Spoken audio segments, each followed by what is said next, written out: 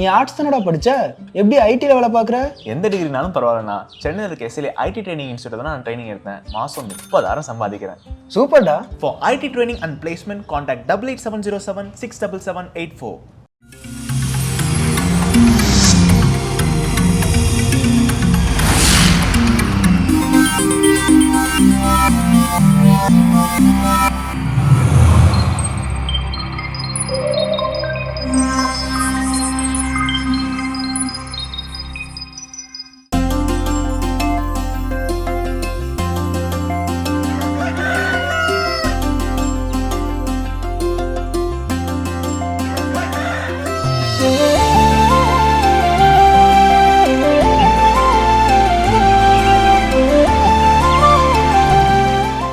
தொலைக்காட்சியின் இனிய உறவுகளுக்கு அன்பு வணக்கம். வணக்கம் ஜோ அவர்களே. வணக்கம் கல்பனா, எப்படி இருக்கீங்க? நான் நலமா இருக்கேன், சூப்பரா இருக்கேன், சிறப்பா இருக்கேன், அட்டகாசமா இருக்கேன். நீங்க எப்படி இருக்கீங்க? எல்லா நாள் போலவே மகிழ்ச்சி. நாள் ஒரு சிறப்பான ஒரு நாள். நாம் இன்னையிலிருந்து தவக்காலத்தை என்ன பண்றோம் அப்படின்னா தொடங்குகின்றோம். ஸோ பொது காலத்துல இருந்து வெளியே வந்து அப்படியே தவக்காலத்திற்குள் நுழைகின்றோம். ஸோ இந்த 40 நாட்கள் இறைவனோடு நெருங்கி செல்லக்கூடிய ஒரு சிறப்பான ஒரு நாட்கள். திருவுரிய காலத்துல நம்ம இயேசுவை எதிர்நோக்கி என்ன பண்றோம், காத்துட்டு இருக்கிறோம். இந்த நாட்களில் இயேசுவோடு இணைந்து நாம் பயணிக்கின்றோம். ஸோ இப்போ அந்த வகையில் மகிழ்ச்சியாக இன்றைக்கி நம்ம என்ன பண்ணுறோம், திருநீற்றுப்புதனில் அடி எடுத்து வைக்கின்றோம். எல்லாம் என்னென்ன திட்டங்கள் இந்த நவகாலத்தில் வச்சிருக்கிறீங்களோ எல்லாமே வெற்றியடைய வாழ்த்துக்கள் அப்படின்னு சொல்லிக்கலாம். ஸோ இன்றைக்கான கதை நேராக ஸோ கதை என்ன அப்படின்னு பார்த்தீங்கன்னா, ஒரு முறை முல்லா என்ன பண்ணியிருக்கிறாரு, ஒருத்தருக்கு அப்பாயின்மெண்ட் கொடுத்துருக்காரு, பார்க்க வாங்க. ஒருத்தர் கேட்டிருக்காரு உங்களை பார்க்க வரணும், பேசணும் அப்படின்னு சொல்லிட்டு. ஓகே கண்டிப்பாக வாங்க, இத்தனை மணிக்கு வாங்க, நான் வீட்டில் இருப்பேன்னு என்ன பண்ணியிருக்காரு சொல்லியிருக்காரு. அவரும் நம்பி என்ன பண்ணியிருக்காரு, அத்தனை மணிக்கு வீட்டுக்கு போயிருக்காரு. வீட்டில் போன நேரத்தில் முல்லா என்ன பண்ணலாங்க, இல்லைன்னா அந்த ஆளு கடுப்பாகவும் ஆகாதா. இப்போ நம்மள ஒருத்தர் வரசுல அப்பாயின்மெண்ட் கொடுத்துருக்காரு, நம்ம போகிறோம், இல்லைன்னா நமக்கு கொஞ்சம் பெடப்பாகும் இல்லையா. அவர் ரொம்ப டென்ஷன் ஆகிட்டாரு. டென்ஷன் ஆகி என்ன பண்ணிட்டாரு, கழுத அப்படின்னு திட்டி என்ன பண்ணிட்டாரு, அந்த கதவுல எழுதி வச்சுட்டு வீட்டுக்கு போயிட்டாரு. ஏன்னா நான் வந்து பார்த்தேன், நீ என்ன பண்ணல, இல்ல கழுத அப்படின்னு திட்டி வச்சுட்டு போயிட்டாரு. முல்லா வீட்டுக்கு வந்திருக்கிறார். வந்து பார்த்தா வீட்டு கதவுல என்ன பண்ணிருக்கு, கழுதன்னு எழுதி. புரிஞ்சுக்கிட்டாரு, ஓகே அவர் வந்துட்டு போயிருக்காரு. சார் நம்ம இல்லைங்கன்னே இப்படி டென்ஷனா இருக்காருன்னு சொல்லி இவர் என்ன பண்ண, அவர் தேடி போய் நம்ம போய் பாத்துறோம் அப்படின்னு இவர் என்ன பண்றாரு, வீட்டுக்கு போயிருக்காரு. இந்த தூரத்துல என்ன பண்ணிட்டாரு, கண்டுபிடிச்சு வந்தவர் பாத்துட்டாரு. ஓகே முல்லா நம்ம வீட்டுக்கு, அவர் வீட்டுக்கு நம்ம போய் பார்த்தோம், அவர் இல்ல. சோ நம்ம அவர் என்ன பண்றாரு, எழுதன்னு எழுதி திட்டி வச்சதுனால இப்ப சண்டை போடுறதுக்கு நம்ம கிட்ட என்ன பண்றாரு, வந்துட்டு இருக்காரு அப்படின்னு இவர் என்ன பண்றாரு, இவரும் பிற்பாடா இருக்கிறாரு. சண்டை போட்ட நாமளும் சண்டை போடணும் அப்படின்னு சொல்லி அவர் வந்தாரு. அடரா சாரிங்க, உங்களை வர சொன்ன நேரத்துல ஏதோ மறந்து போய் வெளியே ஒரு வேலையா போயிட்டேன். நல்ல வேலை நீங்க உங்க பேர் என்ன பண்ணீங்க, கதவுல எழுதி வச்சுட்டு போனீங்க, அதனால என்ன பண்றேன், நீங்க தான் வந்திருக்கீங்கன்னு தெரிஞ்சுக்கிட்டு நான் என்ன பண்ணிட்டேன், வந்துட்டேன் அப்படிங்கிற.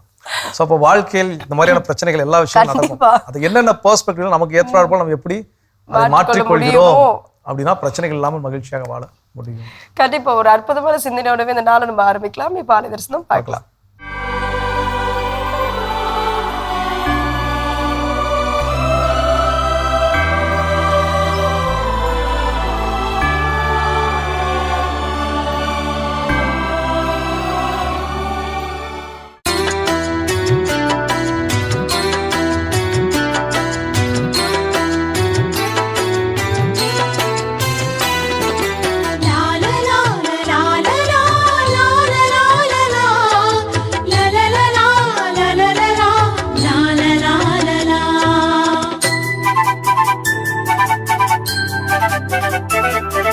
திருத்தூதரே மறை சாட்சியான வேதமே புகழ் பாடினோம், உன் புனிதம் எங்கும் ஓங்கவே.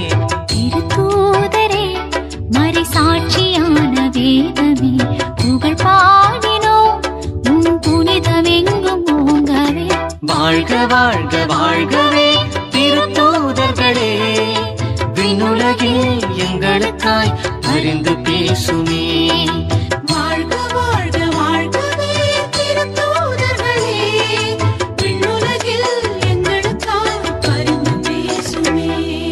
திருத்தூதரே மறை சாட்சியான வேதமே புகழ் பாடினோம், உன் புனிதம் எங்கும் ஓங்கவே.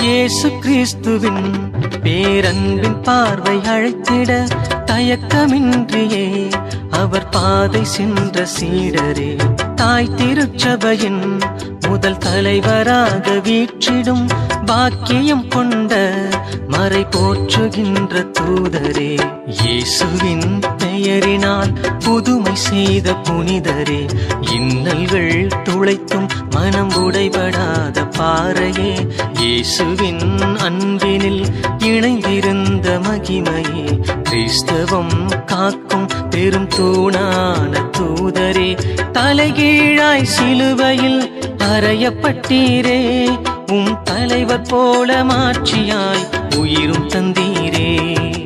வாழ்க வாழ்க தூதரே, தூயராயப்பரே, விண்ணுலகில் எங்களுக்காக பரிந்து பேசுமே. வாழ்க வாழ்க தூதரே, தூயராயப்பரே, விண்ணுலகில் எங்களுக்காக பரிந்து பேசுமே. திருத்தூதரே, மறை சாட்சியான வேதமே, புகழ் பாடினோம் புனிதம் எங்கும் ஓங்கவே.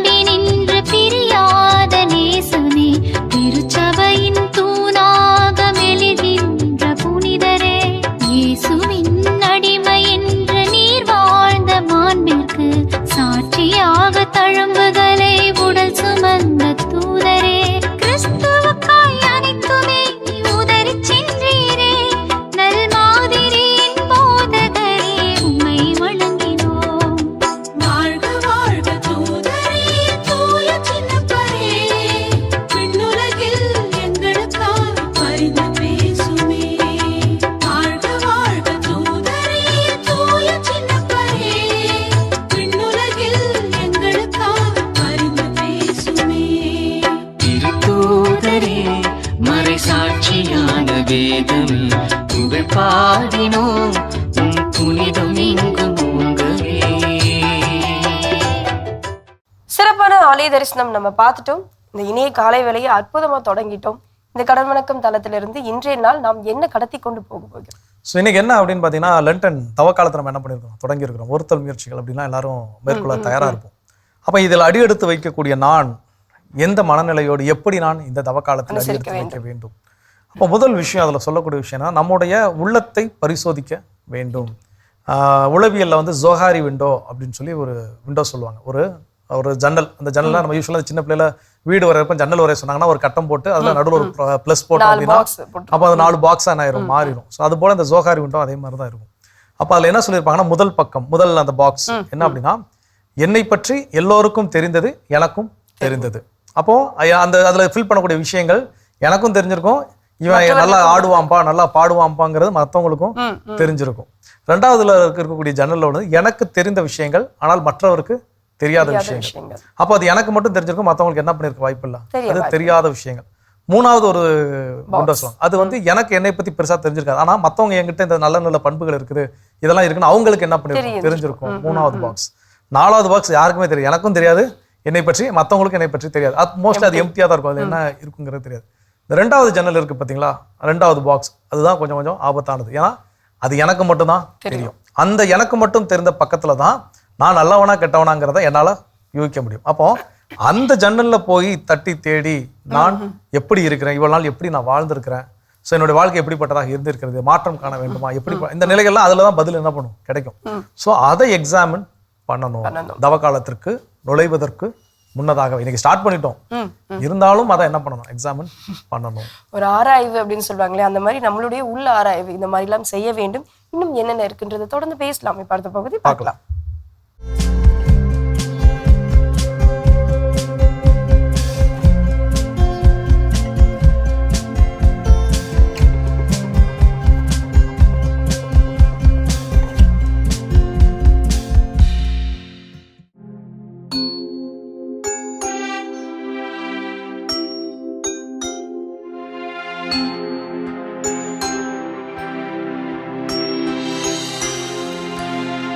ஆண்டவரே இரக்கமாயிரும்,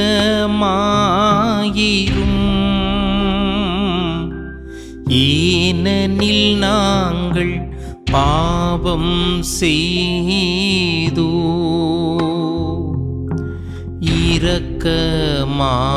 இரக்கமாயிரும் ஆண்டவரே இரக்கமாயிரும், ஏனெனில் நாங்கள் பாவம் செய்தோ. இரக்கமாயிரும். கடவுளே உமது பேரன்புக்கு ஏற்ப எனக்கு இரங்கும், உமது அளவற்ற இரக்கத்திற்கேற்ப என் குற்றங்களை துடைத்தருளும், என் தீவினை முற்றிலும் நீங்கும்படி என்னை கழுவியருளும், என் பாவம் அற்று போகும்படி என்னை தூய்மைப்படுத்தியருளும், என் பாவம் அற்று போகும்படி என்னை தூய்மைப்படுத்தியருளும். ஆண்டவரே இரக்கமாயிரும், ஏனெனில் நாங்கள் பாவம் செய்தோ. இரக்கமாயிரும்.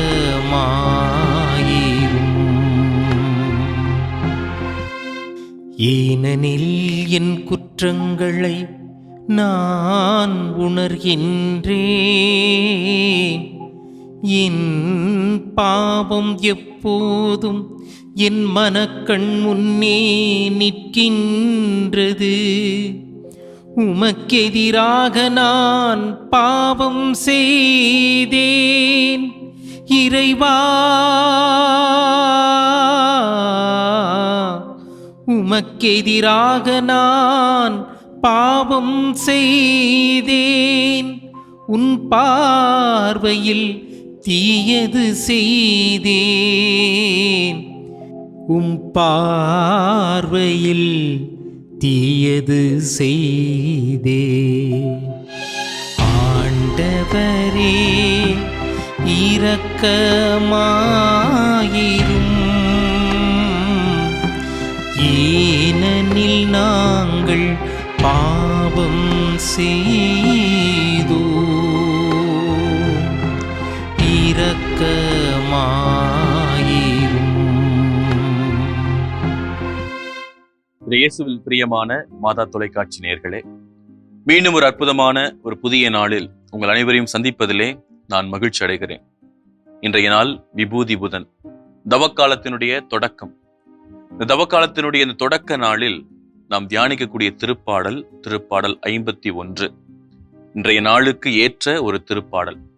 இந்த தவக்காலத்தில் நுழைய இருக்கிற நாம் ஒவ்வொருவரும் இந்த திருப்பாடலை வாசித்து தியானித்து என்னுடைய பாவங்களை முழுமையாக கடவுளிடம் ஒப்புக்கொண்டு ஒரு மனம் மாற்றம் பெற்றவனாக இந்த தவக்காலத்திலே ஒரு தூய்மையான ஒரு வாழ்க்கை வாழ நாம் இந்த திருப்பாடலை வாசித்து தியானிக்க இருக்கிறோம்.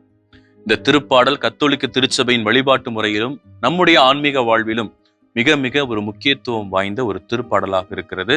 இது தாவீது அரசன் தான் செய்த பாவங்களை உணர்ந்து அதற்காக உண்மையாக மனமாற்றம் பெற்று பாடிய ஒரு அற்புதமான திருப்பாடல். இந்த திருப்பாடல் இறைவனுடைய இரக்கத்தை வேண்டி நாம் பாடக்கூடிய ஒரு அற்புதமான திருப்பாடலாகும். இந்த திருப்பாடல் கடவுளுக்கும் மனிதனுக்கும் இடையே இருக்கிற அந்த உறவு நிலையை புதுப்பிக்கக்கூடிய ஒரு அற்புதமான திருப்பாடலாகவும் அமைந்திருக்கிறது. இப்படிப்பட்ட பல்வேறு சிறப்பு அம்சங்களை கொண்டதுதான் இந்த திருப்பாடல் 51.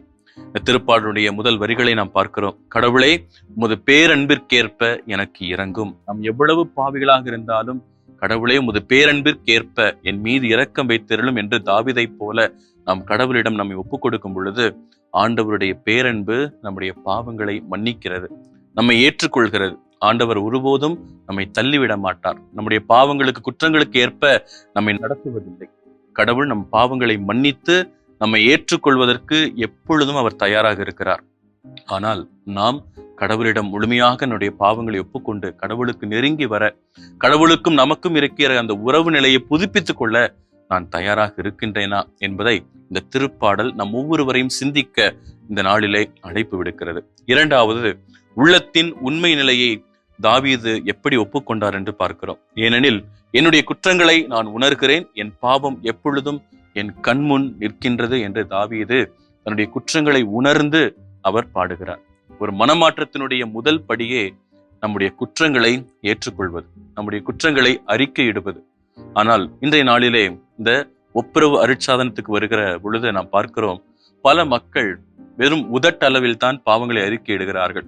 பல பாவங்களை மறைத்து வெறும் மேலோட்டமாக பாவ அறிக்கை செய்கிறார்கள். ஆனால் பல பாவங்கள், குற்ற பலிகள் அவருடைய இதயத்திலே, அவருடைய வாழ்க்கையிலே ஒளிந்து இருக்கிறது. அதை அவர்கள் கடவுளுக்கு முன்பாக ஒப்புக்கொள்ள தயங்குகிற அந்த நாளிலே வேளையிலே தாவீது தன்னை முழுவதுமாக கடவுளுக்கு ஒப்புக் கொடுக்கிறார். தன்னுடைய பாவங்களை முழுமையாக அறிக்கையிடுகிறார். ஆண்டவரே, என் குற்றங்களை நான் உணர்கிறேன் என்று தான் உணர்ந்த அந்த பாவங்களை, குற்றங்களை கடவுளுக்கு முன்பாக அவர் எடுத்துச் சொல்லுகிறார். இதன் விளைவாக கடவுள் அவரை மன்னிக்கிறார். கடவுள் ஒருபோதும் பாவிகளை வெறுப்பதில்லை. கடவுள் பாவத்தைத்தான் வெறுக்கிறார். ஆக பாவிகளாகிய நாம் கடவுளிடம் நம்முடைய உள்ளத்தின் ஆழத்திலிருந்து மறைத்து வைத்திருக்கிற அந்த பாவங்களை எல்லாம் கடவுளிடம் ஒப்புக்கொள்ளும் பொழுது இறைவன் நிச்சயமாக அவரது பேரன்பின் மிகுதியால் நம் ஒவ்வொருவரையும் மன்னிக்கிறார் என்கின்ற அந்த நம்பிக்கையை இந்த வரிகள் நமக்கு கொடுக்கிறது. மூன்றாவது, புதுப்பிக்கப்படுதலும் அதன் விளைவாக வரக்கூடிய இந்த மகிழ்ச்சியும். கடவுளை தூயதொரு உள்ளத்தை என்னுள்ளே படைத்தருளும். தாவீது கேட்கிறார், கடவுளே, இந்த இதயம் எனக்கு பாவம் நிறைந்த இந்த இதயம் எனக்கு வேண்டாம், தூயதொரு உள்ளத்தை என்னுள்ளே படைத்தருளும், உமது ஆவியை, தூய ஆவியை எனக்கு தந்தருளும் என்று சொல்லி தாவீது கடவுளிடம் கேட்கின்றார். நாமும் ஆண்டவரிடம் கேட்போம், ஆண்டவர், எனக்கு இந்த பாவம் நிறைந்த வாழ்க்கை வேண்டாம், எனக்கு தூய்மையான அந்த வாழ்க்கையை கொடும், தூய ஆவியானவரை தாரும். உமக்கும் எனக்கும் இடையே இருக்கிற அந்த உறவு நிலை என்னுடைய பாவத்தின் காரணமாக விரிசல் அடைந்திருக்கிறது. அந்த உறவு நிலையை புதுப்பித்துக் கொள்ள என்னை மன்னித்தருளும், என்னை ஏற்றுக்கொள்ளும் என்று தாவீதை போல நாமும் கடவுளிடம் கேட்போம். இறுதியாக சான்று பகிர்தலும் புகழ்ச்சியும். இப்படி தன்னுடைய பாவங்களை அறிக்கையிட்ட அந்த தாவீது இறுதியாக சொல்லுகிறார், ஆண்டவரே, என்னுடைய இதழ்களை, என்னுடைய வாயை திறந்தருளும், அப்பொழுது என் வாய் உமது புகழை எடுத்துரைக்கும். மனம் மாறி அந்த தாவீது ஆண்டவருடைய பேரன்பையும் அந்த இரக்கத்தையும் மன்னிப்பையும் உணர்ந்த தாவீது, ஆண்டவரே, என் இதழ்களை திறந்தருளும், உமது பேரன்பையும் மன்னிப்பையும் பற்றி நான் மற்ற மக்களுக்கு எடுத்து கூற வேண்டும், உம்மை புகழ வேண்டும், போற்ற வேண்டும் என்று சொல்லி கடவுளிடம் கேட்கிறார். அதற்கு ஏற்ப அவரும் தாவீதும் ஆண்டவரை பற்றி புகழுகிறார், போற்றுகிறார் என்பது இந்த திருப்பாடலை நாம் பார்க்கிறோம். ஆகவே இன்றைய நாளிலே இந்த திருப்பாடலை வாசித்து நாம் சிந்தித்து பார்ப்போம். நான் கடவுளிடம் முழுமையாக என்னுடைய பாவங்களை ஒப்புக்கொண்டிருக்கிறேனா, அல்லது கடவுளிடம் நான் என்னுடைய பாவங்களை மறைத்து வைத்திருக்கிறேனா? வெறும் உதட்டளவில் மட்டும் பாவ அறிக்கை செய்துவிட்டு பாவம் நிறைந்த அந்த இதயத்தோடு, அந்த பழைய இதயத்தோடு, கல்லான இதயத்தோடு நான் வாழ்ந்து கொண்டிருக்கிறேனா என்பதை சிந்தித்து பார்ப்போம். கண்களை மூடி ஆண்டவரிடம் நம்மையே ஒப்புக் கொடுத்து ஜெபிப்போம். ஜெபிப்போமாக. அன்புள்ள பரலோக தந்தையே, உமது எல்லையற்ற அன்பையும் இரக்கத்தையும் நம்பி இதோ உம் பாதம் வருகிறோம். தாவீது அரசன் அன்று உம்மை நோக்கி தன்னுடைய பலவீனங்களை ஏற்றுக்கொண்டு உம்மிடம் மன்னிப்பு கேட்டது போல, ஆண்டவரே, எங்களுடைய குற்றங்களை நீர் பாராமல் எங்களை கழுவி தூய்மையாக்கும். வேறு மேலோட்டமான மன்னிப்பை நாங்கள் கேட்கவில்லை. எங்களுடைய உள்ளத்தின் ஆழம் வரை உமது ஒளி பாயட்டும். மறைவாக இருக்கும் என்னுடைய பாவ கரைகளை நீக்கி உறையும் பனியை விட வெண்மையாக என்னை மாற்றும். நீர் உள்ளத்தின் உண்மை நிலையை விரும்புகிறீர். எனவே என்னுடைய இதயத்தில் மறைந்திருக்கும் தீய எண்ணங்களையும் கசப்பு உணர்வுகளையும் அகற்றி உமக்கு உகந்த தூய மக்களினமாக எங்களை மாற்றியருளும். கடவுளை, தூயதொரு உள்ளத்தை எங்கள் ஒவ்வொருவருக்குள்ளும் படைத்தருளும். தள்ளாடும் எங்கள் உள்ளத்தில் உறுதிமிக்க உமது ஆவியை தந்தருளும். உமது திருமுன்னிருந்து எங்களை தள்ளிவிடாதேயும். உமது தூய ஆவியின் ஆறுதலையும் வழி நடத்துதலையும் எங்களுக்கு என்றும் தந்தருளும். பாவத்தினால் நாங்கள் இழந்த அந்த மீட்பின் மகிழ்ச்சி எங்களுக்கு மீண்டும் தருவீராக. நீர் விரும்புவது பலிகளை அல்ல, மாறாக உடைந்த நைந்த உள்ளத்தையே. இதோ என்னுடைய தாழ்ச்சியான இந்த இதயத்தை உமக்கு காணிக்கையாக தருகிறோம். எங்களுடைய உதடுகளை திறந்தருளும். அப்பொழுது நாங்கள் உமது இரக்கத்தின் சாட்சியாக நின்று இந்த உலகிற்கு உமது புகழை அறிவிப்போம். இந்த ஜெபங்களை எல்லாம் பாதத்தில் வைத்து மன்றாடுகிறோம். ஜெபம் கேளும் ஜீவனுள்ள நல்ல பிதாவே, ஆமீன். அருமையான தினம் ஒரு திருப்பாடல் பகுதி பார்த்துட்டோம். இன்னைக்கான திருப்பாடலும் கேட்டாச்சு. அதோட நம்ம இன்னைக்கு பேசிட்டு இருக்கிறோம் கடவுள் வணக்கம் நிகழ்ச்சியில. இந்த தவ காலத்திற்குள் நாம் எந்த மனநிலையோடு அடியெடுத்து வைக்க வேண்டும் அப்படின்னு சொல்லி அதில் அடுத்தது என்ன சொல்றாங்க? புத்தாண்டை முன்னிட்டு புதிய திரைப்படம் ஒளிபரப்பாகும் அப்படின்லாம் சொல்லுவாங்க இல்லையா? அந்த மாதிரி தவக்காலத்தை முன்னிட்டு நாம் என்ன செய்யலாம் அப்படின்னு பாத்தீங்கன்னா, ஸோ ஒவ்வொருத்தருக்குமே ஒரு வாழ்க்கை, அவங்கவுங்க வாழ்க்கையில ஒரு கோல், ஒரு அச்சீவ்மெண்ட் இருக்கும். அதே மாதிரி இந்த தவக்காலத்தை முன்னிட்டு நம்மளுடைய லைஃப்லயும் ஒரு கோல், இந்த தவக்காலம் எப்படிப்பட்டதா இருக்க போகுது, அந்த கோலை நம்ம எப்படி செட் பண்ண போறோம், இந்த கோல்னா என்னங்க, நம்ம எதை நோக்கி போக போறோம் அப்படின்ற ஒரு கேள்விதான். நம்ம ஆண்டவரை நோக்கி போக போறோமா, ஆண்டவரோடு இணைந்து நம்ம வந்து ஜெபிக்க போறோமா, அவர் நம்ம கூட பேசுவாரா, நம்ம அவர்கிட்ட வந்து பேச போறோமா. ஸோ இந்த மாதிரி ஒரு இணைப்பு, அந்த ஒரு பாலம் அப்படின்றத வந்து கிரியேட் பண்ண போறது இந்த கோல் அப்படின்ற அந்த ஒரு செட். ஸோ நம்ம வந்து செட் பண்றோம், அதை வந்து அச்சீவ் பண்றோம் அப்படின்னா அதை விட நம்ம வந்து தவக்காலத்தை வேற எப்படியுமே அனுசரிக்க முடியாது. கண்டிப்பா இந்த தவக்காலத்துல நிறைய ஃப்ரெண்ட்ஸோட பேசுறப்போ சொல்லுவேன், 40 நாள் ஃபாஸ்டிங் இருக்கக்கூடிய ஃப்ரெண்ட்ஸ் எல்லாம் இருப்பாங்க. நான் எப்பவுமே இந்த ஃபாஸ்டிங் ஃப்ரெண்ட்ஸ் கூட போய் நிறைய பயங்கரமா விளையாடுவேன். வேணும்னே அவங்க முன்னாடி அவங்க சிக்கன்லாம் சாப்பிடுறது, அவங்கள ட்ரிகர் பண்றதுலாம் வேணும்னே செய்வேன் சில நேரங்கள்ல. விளையாட்டு நண்பர்கள் கிட்ட நல்ல க்ளோஸா இருக்கக்கூடிய ஃப்ரெண்ட்ஸ் கிட்ட செய்யக்கூடிய விஷயங்கள். அப்போ அப்படிப்பட்ட ஒரு நண்பர்கிட்ட பேசுறப்போ ஒரு நண்பர் என்ன சொன்னாலும் அவர் என்ன பண்ணா, அந்த சிக்கன் என்ன நீங்க வந்து அவரை வந்து ஆசை காட்டினாலும், எவ்வளோ வந்து அவரை ட்ரிகர் பண்ணாலும் என்ன பண்ண மாட்டாரு, சாப்பிட மாட்டேன் மீன்ஸ் சாப்பிட மாட்டேன் அப்படின்னு சொல்றாரு. அப்போ ஒரு முறை பேசிட்டு, அப்போ எப்போ தாண்டா சிக்கன் சாப்பிடும் அப்படின்னு. நைட் ஈஸ்டர் மாசம் முடிச்சுட்டு வரும் தெரியுமா, அப்போயே நைட்டு சிக்கன் சாப்பிடுவோம். அது எப்பறம் நைட்டு 12 மணி 1 மணிக்கெல்லாம் சிக்கன் உனக்கு கிடைக்கும், போகும்போதே மாசுக்கு போகும்போது நம்ம வாங்கி வச்சுட்டு போயிடும், வந்து சூடு பண்ணி என்ன பண்ணிக்குவோம், சாப்பிட்டுக்குவோம். அப்போ இங்க ஃபாஸ்டிங் எப்போ முடிஞ்சிருச்சுன்னா, மாசுக்கு போறதுக்கு முன்னாடி முடிஞ்சிருச்சு. ஃபாஸ்டிங் மாசுக்கு போறதுக்கு முன்னாடிங்கிறத காட்டிலும் அந்த தவக்காலம் அந்த எண்ணம், அந்த தவக்காலத்துல இன்னைக்கு திருநீட்டு தான், இன்னையில இருந்து நம்ம சாப்பிடாம இருக்கணும், இன்னைக்கு ஈஸ்டர் அன்னைக்கு நைட்டு சாப்பிடும், அதுல என்ன ஆயிடுச்சு. ஸோ அப்போ நம்முடைய அந்த ஸ்பிரிச்சுவல் கோல் அப்படிங்கிறது, நான் எதற்காக அந்த ஃபாஸ்டிங், அந்த ஒருத்தல் முயற்சி எதற்காக, நான் அதுக்காக இறைவன் கிட்ட பெற்றுக்கொள்ளக்கூடிய வரம் என்ன, இல்லை நான் பெற்றுக்கொண்ட வரத்திற்காக நான் செய்யக்கூடிய ஒருத்தல் முயற்சி என்ன. ஸோ இப்போ இந்த அண்டர்ஸ்டாண்டிங் தான் நமக்கு ரொம்ப ரொம்ப முக்கியம். பல நேரங்களில் ஒரு கண் துடைப்பாக பலர் என்னை பாராட்ட வேண்டும். வீட்டிலே சொல்லியிருக்குது, நீங்க வந்து நோன்பு இருக்கிறீங்களா, அது யாருக்கும் என்ன பண்ணக்கூடாது, தம்பட்ட அடிக்காதீங்க, அதை பத்தில நான் நோன்பு இருக்கேன்னு சொல்லி யார்ட்டும் போய் சொல்லிட்டு இருக்க தேவை. அன்னைக்கு தான் எல்லா நாளையும் கட்டிலும் ரொம்ப அழகா மூஞ்செல்லாம் கழுவி நல்லா எண்ணெல்லாம் தேய்ச்சி சீவி நல்லா என்ன பண்ணணும், சிறப்பா இருக்கணும். நோன்பு இருக்கிறதே தெரியக்கூடாது, அப்பதான் மறைவா இருக்கக்கூடிய தந்தைக்கு அது என்ன பண்ணும், தெரியும் சொல்லியிருக்கிறார். ஸோ அப்போ அந்த வகையில் என்னுடைய ஸ்பிரிச்சுவல் கோல் என்னங்கிறத செட் பண்ணணும். அற்புதமான ஒரு தெளிவு கிடைச்சிருக்கு. இந்த ஸ்பிரிச்சுவல் கோல்னா என்ன அப்படின்றது இன்னும் தொடர்ந்து இதை பத்தி தெரிஞ்சுப்போம். அடுத்த பகுதி பார்க்கலாம்.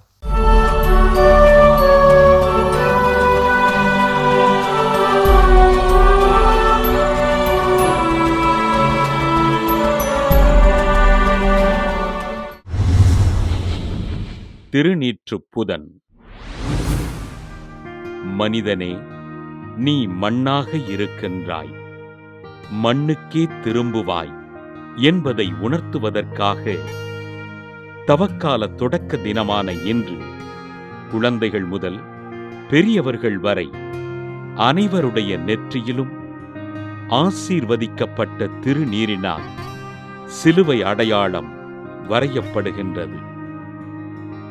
இவ்வுலகிலுள்ள ஒவ்வொரு மனிதரும் தங்களது பாவ வாழ்வினை விட்டுவிட்டு மனம் திரும்பி ஆண்டவரின் நற்செய்தியின்படி வாழ்வதற்கு தவக்காலம் நமக்கு அழைப்பு விடுக்கின்றது.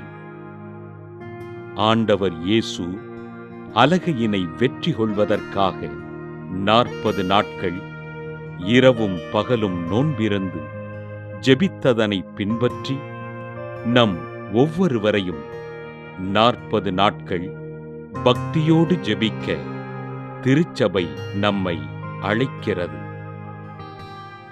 நீங்கள் உங்கள் உடைகளை கிழித்துக் கொள்ள வேண்டாம், இதயத்தை கிழித்துக் கொண்டு உங்கள் கடவுளாகிய ஆண்டவரிடம் திரும்பி வாருங்கள் என்று கூறுகின்றது திருவிவிலியம். நம்மை பண்படுத்துகின்ற இந்த தவக்காலத்தில் நாம் கடைபிடிக்க வேண்டிய பண்புகளை திருச்சபையானது உள்ளார்ந்த செயல்பாடுகள், வெளிச் செயல்பாடுகள் என 2 பிரிவுகளாக பிரித்து நம்மை செயல்பட பரிந்துரை செய்கின்றது. தனி ஜெபம், குடும்ப ஜெபம், ஆண்டவருடைய பாடுகளை தியானிப்பது, அனுதினமும் இறை வார்த்தையினை வாசித்து வாழ்வாக்குவது, ஒப்புரவு, நற்கருணை அருட்சாதனங்களை பெறுவது போன்றவைகளை உள்ளார்ந்த செயல்பாடுகளாகவும், நோன்பிருத்தல், ஒருத்தல் முயற்சிகள், நற்செயல்கள், அடித்தட்டு மக்களுக்கு வாழ்வளித்தல் போன்றவைகளை வெளிச் செயல்பாடுகளாக திருச்சபை நமக்கு பரிந்துரைக்கிறது. இன்று முதல் தவக்காலத்தினை தொடங்குகின்ற நாம் நமது வாழ்வின் உள் ஆழத்திற்குச் சென்று நம்மை நாமே சுய பரிசோதனை செய்வோம். நமது வாழ்வு முறை எத்தகையது என்பதை உணர்வோம். பாவ வாழ்விலிருந்து விடுபட்டு ஆண்டவரின் நற்செய்தியின்படி தொடர்ந்து வாழ உறுதியேற்போம். சிறப்பான பகுதி இன்றைய புனிதர் நம்ம பார்த்துட்டோம். இன்றைய நாள் நம்ம பேசிட்டு இருக்கோம் தவக்கால முயற்சியை நம்ம எப்படி ஈடுபட வேண்டும், அதை நம்ம எப்படி அனுசரிக்க வேண்டும் அப்படின்னு தான் அடுத்ததாக வேணும். ஸோ அடுத்தது என்னன்னா, இந்த நாட்கள் நம்முடைய ஜப வாழ்வை வலிமைப்படுத்திக் கொள்வதற்கான ஒரு சிறப்பான நாட்கள். கிறிஸ்து பிறப்பு அப்படிங்கிறது ஒரு மகிழ்ச்சியான தருணம். அப்போ அப்படிங்கிற அந்த டைம் நமக்கு ப்ரேயர்ஃபுல் மூடோடு இருப்போமான்னு கேட்டால் செலிப்ரேஷன் மைண்ட் செட்டில் தான் என்ன பண்ணுவோம், இருப்போம். ஆனால் இந்த தவக்காலம் அப்படிங்கிறதுக்குள்ள என்ட்ரு ஆகிறப்போ பார்த்தீங்கன்னா இதில் செலிப்ரேஷன் மைண்ட் செட் இருக்கிறதை காட்டிலும் ஸ்பிரிச்சுவல் மைண்ட் செட் ரொம்ப அதிகமாகவே இருக்கும். அப்போ நம்மளுடைய ப்ரேயர் லைஃபை ரொம்ப ஸ்ட்ரென்தன் பண்ணுறதுக்கு இது ஒரு நல்ல ஒரு காலம். அப்போ தினந்தோறும் ஜெபிக்கிறது, இல்லை தினந்தோறும் நான் திருப்பலிக்கு செல்வது, இல்லை தினந்தோறும் நான் ஜெபமாலை ஒப்புக் கொடுப்பது, இல்லை தினந்தோறும் நான் சிலுவை பாதையை தியானிப்பது, இதெல்லாம் ரொம்ப ரொம்ப முக்கியமான ஒன்று. அப்போ இந்த தவக்காலத்தை நான் என்னுடைய ஆன்மீக வாழ்விற்கு ஒரு இலக்கு எப்படி ஸ்பிரிச்சுவல் கோல் வச்சிருக்கிறோமோ அந்த ஸ்பிரிச்சுவல் கோல்வை சென்று அடைவதற்காக ஜப வாழ்வில் என்னை நான் வலிமைப்படுத்திக் கொள்ள வேண்டும். அந்த என்னென்னலாம் வழி இருக்கோ அதெல்லாம் நம்ம செய்வோம். தொடர்ந்து பேசலாம். இப்ப அடுத்த பகுதி பார்க்கலாம்.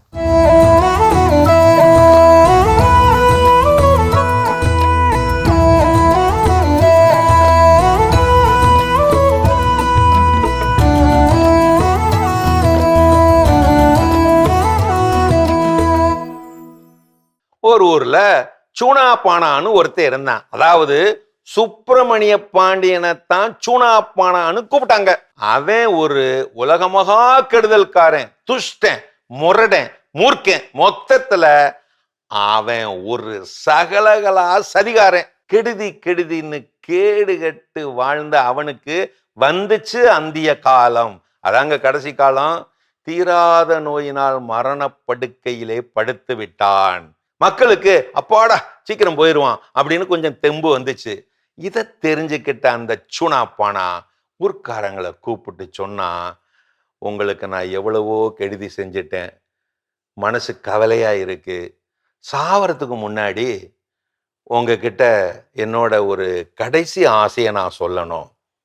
சரி போனா போறான், அவனோட கடைசி ஆசை தான் என்னன்னு தெரிஞ்சுக்கிட்டு நிறைவேற்றி வைப்போமே அப்படின்னு ஜனங்கள்லாம் ஊர்க்காரங்களாம் ஒன்று கூடி வந்தாங்க. அவங்க கிட்ட கையெடுத்து கும்பிட்டு அந்த கடைசி ஆசையை வெளியிட்டான். ஐயன்மார்களே, வாழ்க்கை முழுக்க உங்களுக்கு எவ்வளவோ கஷ்டத்தை நான் கொடுத்துட்டேன். அதனால நான் செத்த பிறகு இந்த கட்டை சாமானியத்துல வேகாது, ஆத்மாவும் சாந்தி அடையாது. அதனால தயவு பண்ணி பெரிய மனசு பண்ணி என்னைய மன்னிச்சு நீங்க இந்த காரியத்தை பண்ணணும். சொல்லுங்க சொல்லுங்க, என்ன காரியத்தை பண்ணணும்? சும்மா சொல்லு சூனாப்பானா. அவன் சொன்னான், நான் செத்த பிறகு என்னோட கையையும் காலையும் வெட்டி எடுத்துருங்க, வயிற்ற கீறி குடலை சரிச்சு வெளியே தள்ளி அப்புறமா எல்லாத்தையும் ஒன்னா போட்டு எரிச்சிடுங்க. தயவு பண்ணி நீங்க இதை பண்ணிடுங்க. அப்போதான் இந்த சூனாப்பானாவோட கட்டையும் வேகும், ஆன்மாவும் சாந்தி அடையும். இதுதான் நான் உங்களுக்கு செஞ்ச கொடுமைக்கெல்லாம் தண்டனை. சொல்லிவிட்டு செத்து போயிட்டான் சூனாப்பானா. அவனோட விருப்பப்படியே 4 பேரை நியமிச்சு சூனாப்பானாவோட கையை காலை வெட்டி எடுத்து வச்சு வைத்த கீறி குடலை சரிச்சு பக்கத்திலேயே வச்சு அடக்கம் பண்ண தயாரா இருந்தப்ப வந்துச்சு பாரு போலீஸ் பட்டாளம். வந்து மயானத்தை சுத்தி வளைச்சு அந்த 4 பேரையும் நியமிச்ச ஊர்க்காரங்களையும் கைது பண்ணி கொண்டு போய் சித்திரவதை பண்ண ஆரம்பிச்சிருச்சு. அப்புறம்தான் ஊர்க்காரவங்களுக்கு தெரிஞ்சது அவனோட சதி. என்ன சதி தெரியுமா?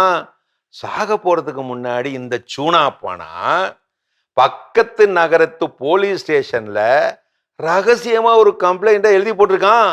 படுவாவி பய இப்படி என்னைய மயானத்துல எரிக்க போறதுக்கு முன்னாடி இப்படி என்னோட பணத்தை அப்படி சித்திரவதை செஞ்சு எரிக்க போறாங்க, காப்பாத்துங்க சார், காப்பாத்துங்க, என்னோட பணத்தை காப்பாத்துங்க சார் அப்படின்னு எழுதி வச்சுட்டு செத்து போயிருக்கான் அந்த சூனாப்பானா.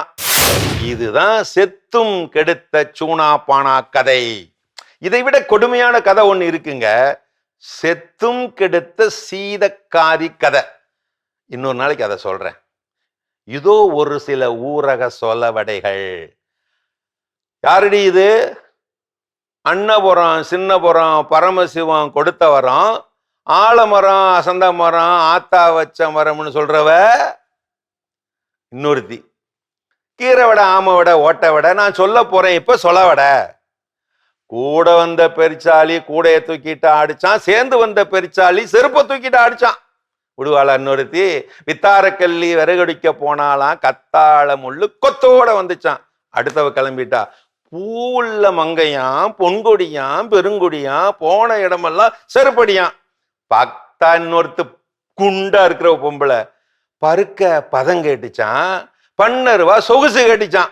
இதை கேட்டுவிட்டு இன்னொருத்தி சொல்றா, கடிச்ச பாக்கல காப்பாக்க கொடுக்காத பெரியாத்தா கரியாவட்டி வரைக்கும் பெத்த மகளேன்னு வழி அனுப்ப வந்தாளாம். சொலவடைகள் அவை சோக்கான சொல் வடைகள். அருமையான கதைகள் 1000 பகுதி பார்த்துட்டோம். இன்னைக்கான சிந்தனையும் கேட்டாச்சு, அதோட பேசிட்டு இருக்கிறோம். இந்த தவக்காலத்தில் அடியெடுத்து வைக்கக்கூடிய நாம் அதை எப்படி அணுகுவது, அதற்கு நம்மை நாம் எப்படி தயார் செய்து கொள்ள வேண்டும் அப்படின்னு பேசிட்டு இருக்கிறோம். எடுத்ததா என்ன கண்டிப்பா இந்த தவக்கால முயற்சி அப்படின்றது ஒரு விளையாட்டுத்தனமான முயற்சியா இருக்கக்கூடாது அப்படின்றதுதான். நார்மலாவே வந்து நிறைய பேர் நம்ம வீட்லயே பார்த்திருக்கோம், நான்வெஜ் சாப்பிட மாட்டேன் 40 நாள் அப்படின்வாங்க, முட்டை மட்டும் சாப்பிடுவேன் அப்படின்னு சொல்லுவாங்க. ஸோ இதெல்லாம் விளையாட்டுத்தனம் இல்லை. நம்ம வந்து ஒருத்தல் முயற்சி இருக்கும் அப்படின்னா ஒரு மனதோடு அந்த கண்ட்ரோல் மைண்டோடு நான் கடவுளுக்காக இருக்கேன், அவ்வளவுதான், முடிஞ்சு போச்சு. இதுல வேற யாரும் எங்கும் இதுல வந்து பங்கெல்லாம் வந்து கேட்கவும் முடியாது. ஸோ அப்படிப்பட்ட அந்த ஒருத்தல் முயற்சியை வந்து விளையாட்டுத்தனமா இல்லாமல் கடவுளோடு இணைந்த ஒரு முயற்சியாக இருக்க வேண்டும். கண்டிப்பா. ஏன்னா நமக்கு இன்னைக்கு சரியான ஒருத்தல் என்ன அப்படிங்கிறத பல நேரம் புரிஞ்சுக்காம இருக்கணும். தெரியல, சிக்கன் சாப்பிட மாட்டோம், okay, well and good, fine. Chicken பதிலாக என்ன பண்றோம், அது அதனுடைய பொருளே என்னன்னா அதற்கு செலவழிக்கக்கூடிய காசை நான் சேர்த்து வச்சு இல்லாதவங்களுக்கு ஏதாவது கொடுக்கணும் அப்படிங்கிற ஒரு விஷயம் தான். இல்லை நான் வந்து எனக்கு வந்து என்னுடைய நாக்கு ருசி அறியக்கூடிய நாக்கு, ஸோ நான் அதை வந்து என்ன பண்ணிக்கிறேன், கண்ட்ரோல் பண்ணிக்கிறேன். என்ன நான் ஒரு ஒருத்தல் முயற்சி, அதுவும் வெல் அண்ட் குட், ரொம்ப ரொம்ப நல்லது. ஆனால் நான் என்ன பண்ணுவேன் தெரியுமா, சிக்கன் நான் சாப்பிட மாட்டேன், அதுக்கு பதில் என்ன பண்ணுவேன், அந்த காலிஃப்ளவர் பக்கோடா, அந்த மாதிரி பன்னீர் 65 இதெல்லாம் என்ன கிடைக்குதோ அதை நான் என்ன பண்ணுறேன். இப்போ எனக்கு என்னன்னா சுவைக்கு எனக்கு மேட்ச் பண்ணிருச்சு, பிரச்சனை இல்லை. இப்போ இதை நான் எப்படி நான் ஒருத்தல்னு நான் சொல்ல முடியும். ஸோ அப்போ பொருளுள்ள ஒருத்தல் முயற்சிகள் என்னென்ன, என்னை நானே ஒருத்துக்கொள்வது. பழைய திருவையில பழைய காலத்துல சொல்லுவாங்க, அந்த கால்களில் வந்து தொடைகளை வந்து ஒரு கம்பி ஒன்று கட்டியிருப்பாங்களாம். ஸோ எப்போல்லாம் அந்த பாவ உணர்வு வருகிறதோ அப்போல்லாம் அதில் வந்து அதை டைட் பண்ண அது கூரான ஷார்ப்னஸ் இருக்கும், அதை வந்து உள்ள காயப்படுத்திட்டு என்ன பண்ணுமா உள்ள போகும். அப்போ அந்த வலியினுடைய வேதனையினால இவங்க அந்த பாவம் செய்யணும், அந்த பாவ உணர்வுகளை எண்ணக்கூடாது அப்படிங்கிறது விடுபட்டு விடுவார்கள் அப்படின்னு சொல்லி இது ஒரு பக்தி முயற்சியாக மேற்கொண்டிருக்கிறாங்க. அப்போ யோசித்து பாருங்க, அதுதான் ஒருத்தல். எனக்கு வந்து ஒரு விஷயம் கஷ்டம் கொடுக்குது, அதை நான் என்ன செய்யறேன், அது எனக்காக அந்த வழியை நான் என்ன பண்ணிக்கிறேன், ஏந்தி கொள்கிறேன், நான் தாங்கிக் கொள்கிறேன். ஏதோ ஒரு விஷயத்தை நான் என்ன பண்றேன், அதுக்காக நான் விட்டு விடுகிறேன். அதுதான் ஒருத்தல் முயற்சி. ஸோ அப்படிப்பட்ட பொருளுள்ள ஒருத்தல் முயற்சி மேற்கொள்ள வேண்டும். இன்னும் தொடர்ந்து பேசலாம். நீ பார்த்த பகுதி அதுக்கு ஒரு சின்ன பிரேக் போயிட்டு வரலாம்.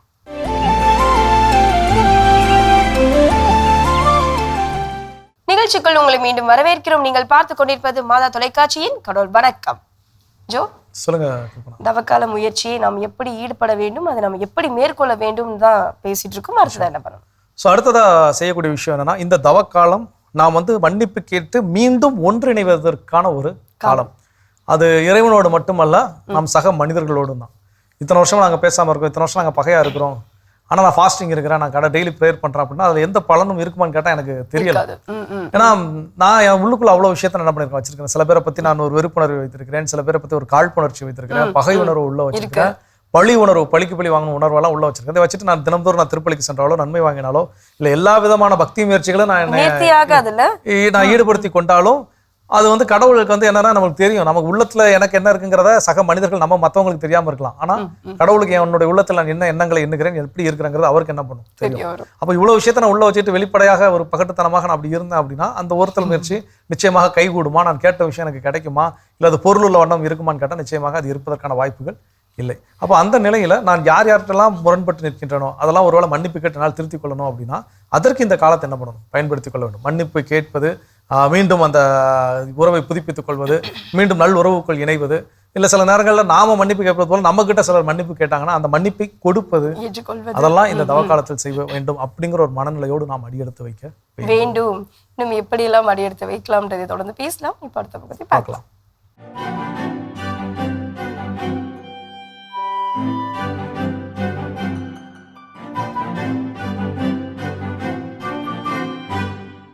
அன்பிற்கினிய மாதா தொலைக்காட்சி சுவைஞர்களே, தமிழினிய நெஞ்சங்களே, வணக்கம். திரிகடுகத்தில் இணைந்திருக்கும் உங்கள் ஒவ்வொருவருக்கும் இனிய நல் வாழ்த்துகள். இன்று மீண்டும் 3ஆம் செய்யுளில் நாம் இருக்கின்றோம்.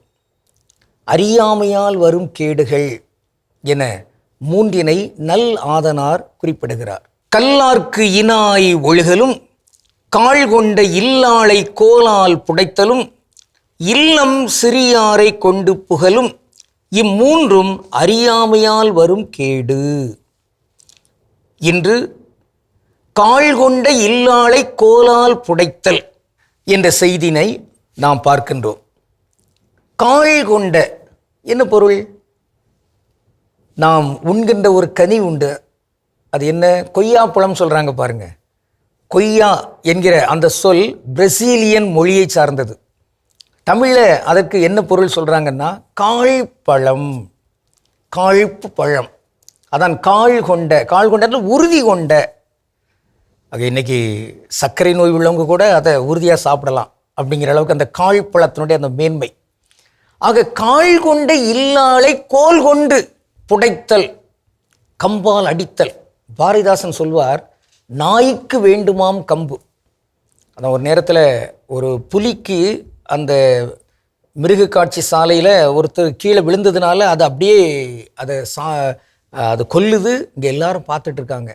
அப்போ தான் ஒரு சிலர் தான் சொன்னாங்க, ஏன் அங்கே இருக்கிற எல்லாருமே கையில் ஒரு கம்பு எடுத்து வச்சுட்டு அப்படி விரட்டலாமே அப்படின்லாம் சொல்லிட்டு இருந்தாங்க. கண்டிப்பாக நாய்க்கு கம்பு அது ஒரு பெரிய அச்சுறுத்தல் கருவி. இங்கே தன்னை நம்பி இங்கு வருகை தந்திருக்கிற ஒரு பெண்ணை, இல்லாளை, மனைவியை கம்பால் எடுத்து தாக்குதல் என்கிற அந்த ஒரு கயமைத்தனம் இருக்கிறதே, அது அறியாமையால் வரும் கேடு. நல்ல அறிவுள்ள எவருமே அப்படி தாக்க மாட்டார். நான் தொட்டு தாலி கட்டினவன், நான் எதையும் செய்வேன், இதை கேட்கிற உங்களுக்கு என்ன உரிமை என்று எவனாவது சொன்னால் அறிவு கெட்டவர் தான் அப்படி சொல்வார். ஏனென்றால் ஒவ்வொருவருமே கடவுளின் சாயல். ஆண் என்ன பெண் என்ன, எல்லாருமே கடவுளின் சாயல்கள். ஒவ்வொருவருக்குமே ஒரு உரிமை, அடிப்படையான உரிமை அங்கு உண்டு. அந்த உரிமையை மீறுவதற்கு இங்கு எவருக்கும் உரிமை இல்லை. வள்ளுவர் சொல்வார், அருங்கேடன் என்பதறிக மருங்கோடி தீவினை செய்யான் எனின். மருங்கோடி என்றால் வரம்பு மீறி, எல்லை மீறி. ஆக ஒவ்வொருவருக்கும் ஒரு எல்லை இருக்கிறது, அந்த எல்லைக்குள் தான் செயல்பட வேண்டும். மனைவி என்றாலும் கணவன் என்றாலும் அங்கு எவரும் உங்களுக்கு அடிமை அல்ல. அதான் அந்த காலத்தில் ஒரு பாட்டு வரும், ஒரு இளைய தலைமுறைக்கு தெரியுமனு தெரியல. பாய் விரிக்கும் பாவை என்ன காதல் பதுமைகளா, இங்கு ஏவல் செய்ய ஆடவர்க்கு காதல் அடிமைகளா அப்படின்னு வரும். அடிமைகளா? இல்லை, எவரும் எவருக்கும் அடிமை அல்ல. அதனால்தான் இறைவார்த்தை ஒன்று சொல்லுகிறது, நீங்கள் கிறிஸ்துவுக்கு அஞ்சி ஒருவருக்கு பணிந்திருங்கள். கணவன் மனைவிக்கும், மனைவி கணவனுக்கும் பணிந்திருக்கணும். ஆனால் எவருக்கும் அஞ்ச தேவையில்லை. அஞ்ச வேண்டியது 2 பேருமே சேர்ந்து கிறிஸ்துவுக்கு அஞ்ச வேண்டும். இறையச்சம், அந்த தன்மையில் இங்கு சமத்துவ தன்மையோடு இயங்க வேண்டும். இங்கு வரம்பு மீறுதல் என்பது கூடாது. அந்த வரம்பு மீறுதல் செயல்களில் ஒன்று அடித்தல், புடைத்தல், உதைத்தல். இவையெல்லாம் முன்னர் மிக அதிகமாகவே நடந்து கொண்டிருந்தன. இப்பொழுது கொஞ்சம் குறைந்திருக்கிறது போலும். இருப்பினும் அந்த செயலை எவர் செய்தாலுமே அது குற்றம், அது குற்றம். ஏனென்றால் நாம் பார்க்கிறோம், இயேசுவின் வாழ்க்கையில் கல்லை கூட அதனுடைய வரம்பு மீறி ஒரு தகாத செயல் செய்ததில்லை. பசியாக இருக்கிறார், சாத்தான் சோதிக்கிறது, இந்த கல்லை அப்பமாக மாற்றி நீ சாப்பிடு. இயேசு கல்லை அப்பமாக மாற்றினாரா? அவருக்கு மாற்ற முடியும், ஆனால் செய்யவில்லை. காரணம், கல் கல்லாக இருக்க வேண்டும். எனக்கு பசிக்கிறது என்பதற்காக அந்த கல்லை நான் அப்பமாக மாற்றுவது என்பது வரம்பு மீறிய செயல். எனக்கு ஏதோ ஒரு ஆசை, ஆர்வக்கோளாறு என்பதற்காக எவரையும் எனக்கு தீனியாக்குவது என்பது அங்கு வரம்பு மீறிய செயல். ஆக நான் உணர்ச்சி வயப்பட்டிருக்கேன், அதனால் கையை தூக்கி அடிப்பேன், கம்பால் நான் உதைப்பேன் என்றால் அது வரம்பு மீறிய செயல். இந்த வரம்பு மீறிய செயல் என்பது அறியாமையால் வருகின்ற கேடு. அதிலும் சிறப்பாக ஒரு கணவன் மனைவியை கை உயர்த்தி புடைத்தல், அடித்தல் என்பது அது இனி நடக்கக்கூடாது. திரிகடுகம் சுட்டுகின்ற இந்த நெறி அது நம்மை வழி நடத்துகின்றது. ஆக பிறர் உங்களை விட மதிப்புக்குரியவர் என எண்ணுங்கள். பிறரை நீங்கள் கடவுள் நம்மை அன்பு செய்து போன்று அன்பு செய்யுங்கள். இத்தகைய தத்துவங்களை, கொள்கைகளை எல்லாம் ஏற்றிருக்கிறவர்கள் எப்படி கையில் கம்பெடுப்பார்? எனவே இந்த செய்திகளை உள்ளத்தில் இருத்தி கொண்டு இன்று நாம் பார்க்கவிருக்கும் ஒரு சிறப்பு சொல் பெண்ஜாதி. பெண்ஜாதினா என்ன? அந்த பெஞ்ச் என்பது வேறொன்றுமில்லை, பெண். பெண் சாதி. சாதிங்கிறது தமிழ் இல்லை. எனவே பெண்ஜாதி என்பது நாம் தமிழாக ஏற்க முடியாது. மாறாக மனைவி அல்லது இல்லாள், துணைவி, இந்த சொற்களை நாம் பயன்படுத்துவோம். பெண்ஜாதிங்கிறத அந்த சொல்லை பயன்படுத்த வேண்டாம். கடவுளுக்கு திருவிழமானால் மீண்டும் நாளை திரிகடுகத்தில் இணைந்து மகிழ்வோம். நன்றி, வணக்கம். சிறப்பான திரிகடுகம் பகுதி பார்த்துட்டோம். அதோட இன்னைக்கு நம்ம பேசிட்டு இருக்கிறோம் இந்த தவக்காலத்தில் அடியெடுத்து வைக்கக்கூடிய நாம் எந்த மனநிலையோடு அடியெடுத்து வைக்க வேண்டும் அப்படின்னு. அதில் அடுத்தது என்ன சொல்றாங்க? நீங்க முன்னால சொன்ன மாதிரி தான், அதாவது அந்த காசெல்லாம் சேர்த்து வச்சு ஏழை எளியோர் மக்களுக்கு வந்து நம்ம கொடுக்கணும். அதுதான் நம்ம சாப்பிட்ற அந்த ஓகே, நம்ம சிக்கன் சாப்பிட்டே, சிக்கனுடைய விலை எவ்வளோ, அந்த அமௌண்ட் எடுத்து ஒரு உண்டியில போடுறோம். கரெக்டாக வந்து மாச கடைசியில் நம்ம அதை எடுத்துட்டு போய் முடிச்சு கொடுத்துருவோம் இல்லையா? ஸோ அந்த மாதிரி ஏழை எளிய மக்களுக்கு சின்ன சின்ன உதவிகள் செய்யறது, இல்லை நம்ம கிட்ட வந்து எப்போ யாரும் உதவி கேட்டிருப்பாங்க. ஸோ அந்த மாதிரிலாம் ஞாபகம் வச்சு நினைவுபடுத்தி அவங்களுக்கு உதவி செய்யலாம். இந்த மாதிரி நம்மளுடைய தவக்கால முயற்சிகளை மேற்கொள்ளலாம். கண்டிப்பா. எனக்கு உதவி செய்யணும்னு ஆசைங்க, ஆனால் யாருக்கு செய்யணும்னு தெரியல அப்படின்னா உதவி செய்யக்கூடிய மனிதர்களை போய் பாருங்க, அவங்களுக்கு அது தெரியும். ஸோ இவங்க கிட்ட உதவியை பெற்று இன்னாருக்கு என்ன பண்ணலாம், கொடுக்கலாம். ஒரு இன்டர்மீடியட் மாதிரி அவங்க என்ன பண்ணுவாங்க, செஞ்சுருவாங்க. சில நேரங்கள் நம்ம என்ன பண்றோம், நாம முயற்சிகள் எடுப்பதே கிடையாது. ஆனால் வெளியே சொல்றப்ப எனக்கு உதவணும்னு ரொம்ப ஆசையா தான் இருக்கு, ஆனால் யாருக்கு உதவி செய்யணும் தெரியலன்னுவாங்க. இன்னைக்கு உதவிக்காக ஏங்கி இருக்கக்கூடிய பலர் என்ன பண்றாங்க, எதுக்குறாங்க? அது பொருளாதார உதவியோ இல்லை உணவு சம்பந்தப்பட்ட உதவியோ எல்லாமே இருக்கிறாங்க. ஸோ அப்படிப்பட்ட மனிதர்களை தேடி என்ன பண்ணணும், நாம் சென்று அடைந்து உதவி செய்யணும்னு முடிவு பண்ணி நம்ம செயல்பட தொடங்கிட்டோம்னா அது யார் தடுத்தாலும் அதை என்ன பண்ண முடியாது, நிறுத்த முடியாது. ஸோ இப்போ அந்த வகையில் சேரிட்டி பிகின்ஸ் அட் ஹோம் அப்படின்னு சொல்லுவாங்க. வீட்டில் இருந்து தான் என்ன பண்ணுறது, தர்ம செயல்கள் எல்லாம் தொடங்குகிறது. அப்போ அந்த வீட்டில் இருந்து சின்ன வயசுலேருந்தே ஒவ்வொன்றா நம்மளுடைய குழந்தைகள் நம்ம என்ன பண்ணணும், பழக்கப்படுத்த வேண்டும். அப்போ அடுத்த தலைமுறை என்ன வரும்னு பார்த்தீங்கன்னா, யாராவது ஒரு தேவையில் இருக்கிறாங்கன்னா அவங்க வந்து யோசிச்சுலாம் என்ன பண்ண மாட்டாங்க, இருக்க மாட்டாங்க. ஓகே, அவங்க தேவையில் இருக்கிறாங்க, நான் பார்க்குறேன், என்னால் உதவி செய்ய முடியுது, நான் நேரில் போய் உதவி செய்கிறேன். ஒருவேளை என்னால் உதவி செய்ய முடியல, அந்த உதவியை யாரிடமிருந்து பெற்றுக்கொண்டு செய்ய முடியுமோ அவரிடமிருந்து பெற்றுக்கொண்டு அதை செய்வதற்கான வழிவகைகள் என்ன பண்ண முடியும், ஏற்பாடு செய்ய முடியும். ஸோ சேரிட்டி ரொம்ப ரொம்ப முக்கியம். இன்னும் ஒருத்தர் முயற்சி எப்படி எல்லாம் செய்யலாம்ன்றதை தொடர்ந்து பேசுவோம். அடுத்த பகுதி பார்க்கலாம்.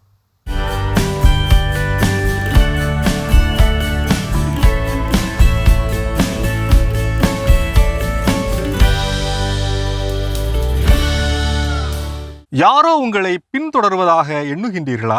யாரோ உங்கள் தரவுகளை இணையவழியாக திருடுவதாக சந்தேகிக்கின்றீர்களா? ஒரு நிழல், ஒரு மௌனம், ஒரு குழப்பம் எப்போதும் உங்கள் எண்ணத்தில் ஓடிக்கொண்டே இருக்கிறதா? உங்கள் ஒவ்வொரு நகர்வுகளையும் எங்கேயோ இருந்து ஒருவர் பார்த்து கொண்டிருக்கிறார் என்றால் நீங்கள் நம்புவீர்களா? அதற்கான பதிலை வலை உலகத்தில் அருள்வாக்கின் ஒளியில் தேடுவோம். 2 சாமுவேல் 11. ஒரு நாள் மாலை வேளை தாவீது தம் படுக்கையிலிருந்து எழுந்து அரண்மனை மாடியில் உலாவிக் கொண்டிருந்தார். அப்பொழுது ஒரு பெண் குளித்து கொண்டிருந்ததை தாவீது மாடியில் இருந்து கண்டார். தாவீது போருக்கு செல்ல வேண்டியவர், ஆனால் செல்லவில்லை. மாறாக மறைமுகமாக உரியாவின் மனைவி பத்சேபாவை பார்க்கிறான். அவளை பற்றி விசாரிக்கிறான். தன் அதிகாரத்தினால் அவளை தன் அரண்மனைக்கு வரவழைத்து பாவத்தில் ஈடுபடுகிறான். என்றோ நடந்ததாக சொல்லப்படும் இவ்விவிலிய பகுதி இன்றைய சைபர் பின்தொடர்தலோடு, அதாவது சைபர் ஸ்டாக்கிங்கோடு ஒப்பிட்டு பார்க்கிற பொழுது அது பொருந்தி போவதாக தெரிகிறது. தாவீதை போல இன்று பலர் இணையம் வழியாக, மொபைல் போன் வழியாக பலரது அந்தரங்க தகவல்களை மறைமுகமாக அறிவதில் ஆர்வம் கொண்டிருக்கின்றனர். மறைமுகமாக அறிவதும் அவர்களுக்கு தொந்தரவு கொடுப்பதும் அதிகரித்து கொண்டே இருக்கிறது. ஒரு பெண்ணின் அல்லது ஒரு ஆணின் விருப்பம் இல்லாமல் அந்த பெண்ணை அல்லது அந்த ஆணை ஒரு நபரோ அல்லது ஒரு கும்பலோ நிழல் போல பின்தொடர்வது, அவரை குற்றப்படுத்தி எதற்கேனும் கட்டாயப்படுத்துவது, மிரட்டுவது மற்றும் தொடர் தொல்லை கொடுப்பதை ஸ்டாக்கிங் என்கிறோம். இத்தகைய செயல் இணையம், சமூகம், ஊடகம் அல்லது திறன்பேசி ஸ்மார்ட் போன் வழியாக நடந்தால் அதனை சைபர் ஸ்டாக்கிங் என்கிறோம். காதல் வயப்பட்டவன், பழிவாங்கும் உணர்வு உள்ளவன், பொறாமைக்காரன், வக்கிர புத்திக்காரன், மனநோயாளன் ஆகியோர் வசதியாக சைபர் தளங்களில் தங்களை மறைத்து கொண்டு பெண்களுக்கும் குழந்தைகளுக்கும் ஏழைகளுக்கும் எளியவர்களுக்கும் ஏன் ஆண்களுக்குமே தொல்லைகளை துன்புறுத்துதலை ஏற்படுத்தி வருகின்றனர். தேசிய குற்றவ பதிவு பணியகத்தின் தரவுபடி இந்தியாவில் 2020 முதல் 2023 வரை 2051 சைபர் ஸ்டாக்கிங் குற்றங்கள் பதிவு செய்யப்பட்டிருக்கின்றன. இது நாளுக்கு நாள் அதிகரித்து கொண்டே இருக்கிறது என்பது நமக்கு பயத்தை ஏற்படுத்துகிறது. தகவல் தொழில்நுட்ப சட்டம், அதாவது ஐடி ஆக்ட் 2000 அதன் பிரிவுகள் 66E, 67 மற்றும் இந்திய தண்டனை சட்டம் பிரிவு 354D படி சைபர் ஸ்டாக்கிங் குற்றமாக கருதப்படுகிறது. உங்கள் ஃபேஸ்புக், இன்ஸ்டாகிராம் கணக்குகளை பிரைவேட் மோடில் வைப்பது நல்லது. உங்கள் பதிவுகளை உங்கள் நண்பர்கள் மட்டுமே பார்ப்பதை உறுதி செய்வது பாதுகாப்பை இன்னும் அதிகரிக்கும். உங்கள் மொபைல் எண், வீட்டு முகவரி, வேலை செய்யும் இடம் அல்லது நீங்கள் படிக்கும் பள்ளி கல்லூரி விவரங்களை பொது வெளியில், அதாவது இணையதளங்களில் பகிராமல் இருப்பது நல்லது. தேவையில்லாத இடங்களில் உங்கள் மொபைலில் லொக்கேஷன் வசதியை அணைத்து வைத்திருப்பது பயக்கும். கூகுளில் உங்கள் பெயரை தேடி பாருங்கள். உங்களை பற்றி என்னென்ன தகவல்கள் பொதுவெளியில் இருக்கிறது என்பதை நீங்கள் தெரிந்து கொள்வீர்கள். ஏதேனும் தேவையற்ற தகவல்கள் இருந்தால் அவற்றை நீக்க முயற்சி செய்யுங்கள்.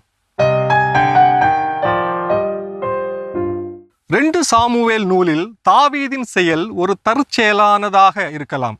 ஆனால் அது அங்கே நிற்கவில்லை.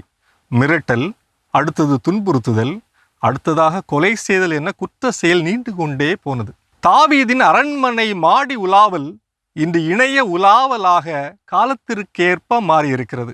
விவிலியம் எச்சரிக்கும் ஆபத்தை கருத்தில் கொண்டும் நிகழ்கால சட்டம் வலியுறுத்தும் பொறுப்புணர்வோடும் ஒவ்வொருவரும் இணையத்தை பயன்படுத்த வேண்டும்.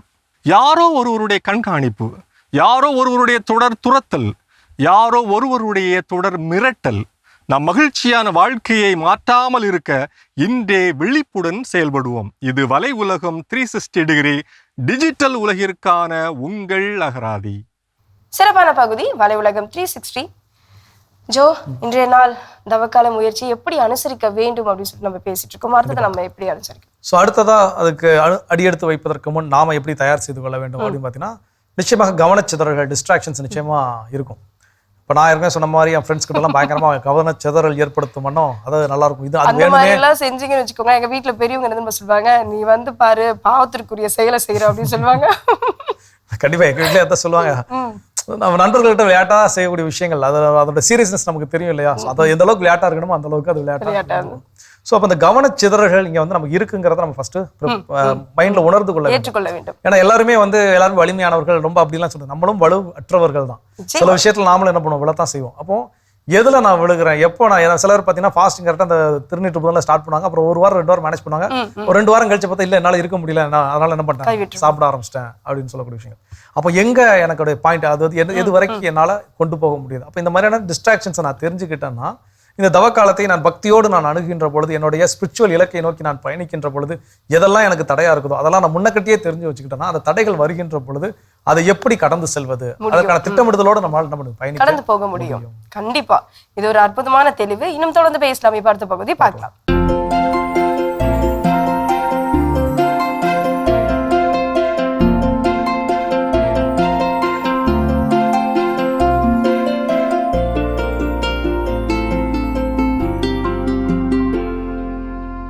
அனைவருக்கும் வணக்கம். நம்மளுடைய பலா மரங்களை பொறுத்தவரை தமிழ்நாட்டில் பல பகுதிகளில், முக்கியமாக புதுக்கோட்டை, பண்ருட்டி பகுதியில் பலா வந்து அதிக அளவில் பண்ணுறோம்.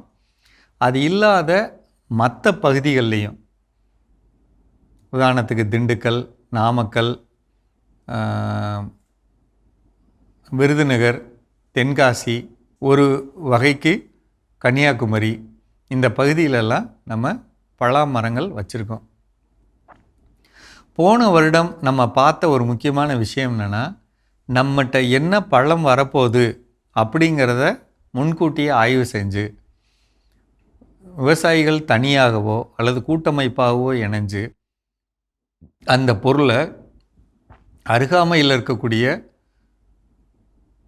கிராமங்கள் மற்றும் நகரங்களில் திட்டமிட்டு விற்பனை பண்ணுறது. யாருக்கெல்லாம் வேணும் அப்படிங்கிறத முன்கூட்டியே ஒரு பழம் வாங்குறவங்கள்ட்ட இந்த விலை, அதோட உங்களுடைய செலவு அப்படி வச்சு நுகர்வோர்கிட்ட முன்கூட்டியே விற்பனை பண்ணலாம். அதை ஆர்டராக எடுத்து பண்ணலாம். ஒரு வெற்றி கதை சொல்லணும் அப்படின்னு சொன்னால், பண்ருட்டிக்கு நான் ஒரு மீட்டிங்க்கு போனதுக்கப்புறம் அங்கே இருக்க ஒரு விவசாயி என்கிட்ட விற்காமல் கிடக்குதுங்க அப்படின்னு சொன்னதோட அடிப்படையில் சென்னையில் இருக்க ஒரு பள்ளியில் இருக்க ஆசிரியர்கள்ட்ட பேசுகிறோம். ஒரு பழம் வந்து உங்கள் இடத்துல நம்ம கொடுக்கறது 100 ரூபாய், யாருக்கு வேணும்னு கேட்டோம். நீங்கள் நம்ப மாட்டீங்க, 150 பேர் கேட்டாங்க. அந்த 150 பேர்கிட்டையும் முன்கூட்டியே பணம் வாங்கி அதை அனுப்பிச்சு அந்த மொத்த பழத்தையும் இங்கே கொண்டுட்டு வந்து ஆளுக்கு ஒன்று கொடுத்துட்டோம். ஆக்சுவலாக சென்னையில் அந்த ஒரு பழத்தோட விலை வந்து 500 ரூபாய் 600 ரூபாய், நம்ம 100 ரூபா கொடுக்குறோம். நம்ம அதை இன்னும் கொஞ்சம் வேறு மாதிரி செய்வோம். 500 ரூபா 600 ரூபா கொடுத்து பழம் வாங்குறத விட 200 ரூபாய்க்கு வாங்கலாம்ல.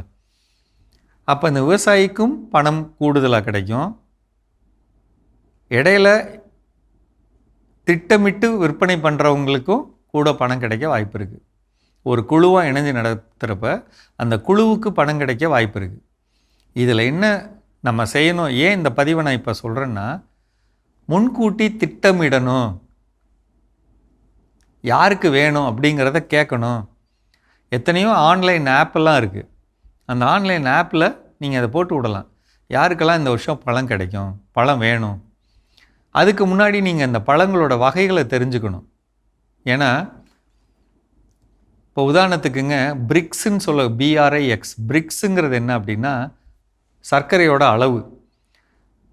நம்ம நார்மலாக சாப்பிட்ற பலாப்பழம் வந்து 16 அல்லது 20 இருக்கும், நல்ல டேஸ்ட்டுங்க அப்படிங்கிறது வந்து 24 இருக்கும், சூப்பராக இருக்குங்க அப்படிங்கிறது வந்து 30 இருக்கும், வாயிலே வைக்க முடியலங்க அவ்வளோ சுவைங்க அப்படிங்கிறது 42. இந்த 42 உள்ள பழமரங்கள் தமிழ்நாட்டிலே ஒரு 30 அல்லது 25 மரம் தான் இருக்குது. அந்த மரத்தோட பழங்களுக்கு ஒரு விலை, 30 இருக்கக்கூடிய பழமரங்களுக்கு ஒரு விலை, அதாவது பிரிக்ஸு சுவைத்தன்மை. அல்லது அதை ஒன்னொன்றுக்கு ஒரு விலை வச்சே நீங்கள் வந்து விற்பனை பண்ணலாம், எவ்வளோ கிடைக்கும்.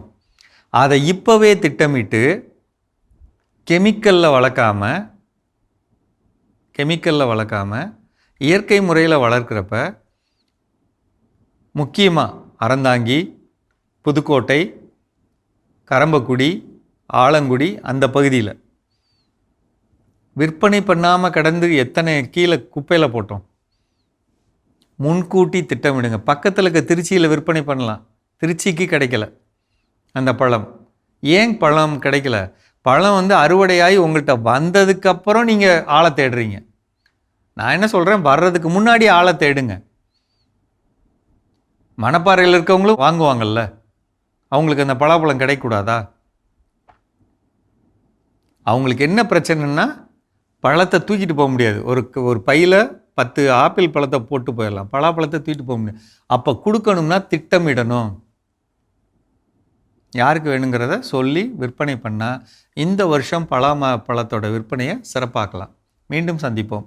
அருமையான உழவும் உயர்வும் பகுதி பார்த்துட்டோம். அதோட பேசிட்டு இருக்கிறோம் கடவுள் வணக்கம் நிகழ்ச்சியில். இன்னைக்கு இந்த தவக்காலத்தில் அடியெடுத்து வைக்கக்கூடிய நாம் அதை எப்படி அணுகுவது, அடுத்தது என்ன சொல்றாங்க? கண்டிப்பாக கிறிஸ்துவின் திருப்பாடுகள் அப்படின்னு சொல்லிட்டு நம்ம வந்து ஒவ்வொரு வாரமும் ஃப்ரைடே ஆனால் போயிட்டு அனுசரிப்போம் இல்லையா. அது ஒவ்வொரு நாளுமே நம்ம வந்து ஒருத்தல் முயற்சி மேற்கொள்றப்போ அதை வந்து நம்ம நினைச்சு ப்ரே பண்றது ஒரு அற்புதமான ஒரு காரியத்தை நம்மளுடைய லைஃப்ல அதை நிறைவேற்றும்.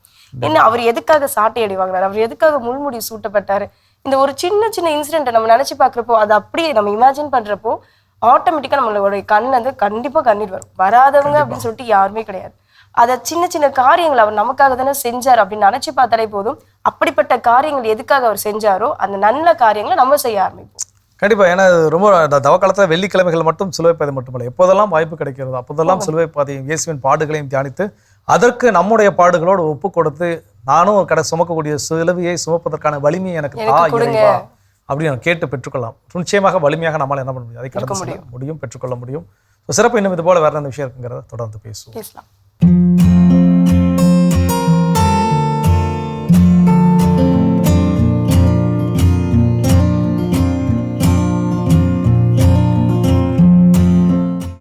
அன்பான மாதா தொலைக்காட்சி நேயர்களுக்கு வணக்கம். இன்றைய நிகழ்ச்சியில நம்ம பார்க்க போறது மூட்டு வலி, எலும்பு வலி, பாடியில மூட்டு சம்பந்தமான வலிகள், எலும்பு சம்பந்தமான வலிகள் அப்படின்னு பார்க்கும்போது ஜென்ரலா ஆர்த்ரைட்டிஸ், ரொமட்டாய்டு ஆர்த்ரைட்டிஸ், இது சின்ன விரல்கள்ல வலி வீக்கம் ஏற்பட்டு அப்புறம் படிப்படியா பெரிய மூட்டுகள்லையும் எலும்புகளையும் பாதிக்கக்கூடியது ரொமட்டாய்டு ஆர்த்ரைட்டிஸ். இது எந்த வயதினரையும் தாக்கக்கூடியது. சின்ன குழந்தைலேருந்து பெரியவங்க வரைக்கும் எப்போ வேணாலும் யாருக்கு வேணாலும் வரலாம் தாக்கியிருக்கு. இதைத்தான் முடக்குவாதம்னு சொல்லியிருக்காங்க. இதுதான் சரவாங்கின்னு இதுக்கு பேர் வச்சிருக்காங்க. சரீரத்தையே பாதிக்க செய்யும், அதனால சரவாங்கி. முடக்குவாதம் அப்படின்னா இந்த ரொமட்டாய்டு ஆர்த்ரைட்டிஸ் ஃபீவர் வரும். போய் ஆரிய ஃபேக்டர் ரொமட்டாய்டு ஃபேக்டர் பார்த்தோம்னா அதில் நமக்கு எவ்வளோ இருக்கு, எந்த பாதிப்பு இருக்கு காமிச்சிடும். இதை கவனிக்காம விட்டா அந்த மூட்டுக்கு மூட்டு வீக்கம் வலி ஏற்பட்டு நாளடைவில் அந்த இடத்துல தொட்டிங்கன்னா, அப்பவே தொட்டிங்கன்னா சூடாக இருக்கும், அதை வச்சு நம்ம கண்டுபிடிச்சிடலாம் இது ரொமட்டாய்டு ஆர்த்ரைட்டிஸ். நாளடைவில் நம்ம கவனிக்காம விட்டுட்டோம்னா பெண்ட் ஆயிடும். பெண்ட் ஆயிடுச்சுன்னா பொதுவாக வலி இருக்கும் போதே ஒரு ஸ்பூன் எடுத்து சாப்பிட முடியாது, தலை சீவ முடியாது, ட்ரெஸ் போட முடியாது, உடவுடுத்த முடியாது, சமைக்க முடியாது, காய்கறியெல்லாம் கட் பண்ண முடியாது, நடக்க முடியாது. பெட்லேருந்து எழவே ஒரு கஷ்டம். இப்போ உட்காந்துருக்காங்க, எழணும்னா கஷ்டம், எழுந்து நிற்கிறது ஒரு பிரச்சனை, நின்று அடுத்த ஸ்டெப் எடுத்து வைக்க பிரச்சனை. இதில் டாய்லெட்டில் போய் அது Indian style R western style எதுவாக இருந்தாலும் உட்கார்ந்து எழுந்து போராட்டம் அழுகையோட தான் வெளியே வருவாங்க. அவ்வளோ இன்னல்கள். ஏன்னா எல்லா ஜாயிண்ட்லையும் வலி. சில நேரங்களில் உணவு விழுங்கும் போது கூட இந்த ஜாயிண்ட்ல வலி. ஒரு சின்ன ஸ்பூன் தூக்க முடியாதுங்க, அந்த அளவுக்கு பாதிப்பு தான் இந்த ரொமட்டாய்டு ஆர்த்ரைட்டிஸ். ஆனால் இந்த ரொமட்டாய்டு ஆர்த்ரைட்டிஸ் பாசிட்டிவை நெகட்டிவ் ஆக்க முடியும். வழிமுறைகள் இருக்கு, ட்ரீட்மெண்ட் இருக்கு, கடைபிடித்தால் பலன் நிச்சயம். அடுத்தது ஆஸ்டியோ ஆர்த்ரைட்டிஸ். இது தேய்வுனால வயதான காலத்துல வரக்கூடியது. இது எப்படின்னா முதல்ல பெரிய மூட்டுல தான் பாதிப்பு வரும். உதாரணத்துக்கு கால் மூட்டு, ஏதாவது ஒரு மூட்டுல கூட வரலாம். அப்புறம் அதுக்கு பேலன்ஸ் பண்ணி நடக்க நடக்க இன்னொரு மூட்டும் பாதிப்பு வரும். நாளடைவில் இதுவே நம்ம ரொம்ப நோயின் தாக்கம் அதிகம் ஆக்கும் போது பெரிய மூட்டுகள்ல இருந்து சின்ன மூட்டுகள் வரைக்கும் இந்த ஜாயிண்ட் வரைக்கும் கூட பாதிப்பு ஏற்படும். இது தேய்வுனால் வர்றது. இது ஆஸ்டியோ ஆர்த்ரைட்டிஸ். இதற்கும் ட்ரீட்மெண்ட் இருக்கு. இதுவும் ஆரம்பத்திலே கவனிச்சிட்டிங்கன்னா நிச்சயமாக அறுவை சிகிச்சைக்கு போக வேண்டியான வாய்ப்பு வராது. உங்க கையில இருக்கு. உடனே பார்க்கணும், உடனே கவனிச்சுக்கணும், உடனே ஃபாலோ பண்ணணும். இது போல இது. சரி, அடுத்த பிரச்சனை, நம்ம ரத்தத்துல யூரிக் ஆசிட் அதிகமானால் வரக்கூடியது கவுட் ஆர்த்ரைட்டிஸ்.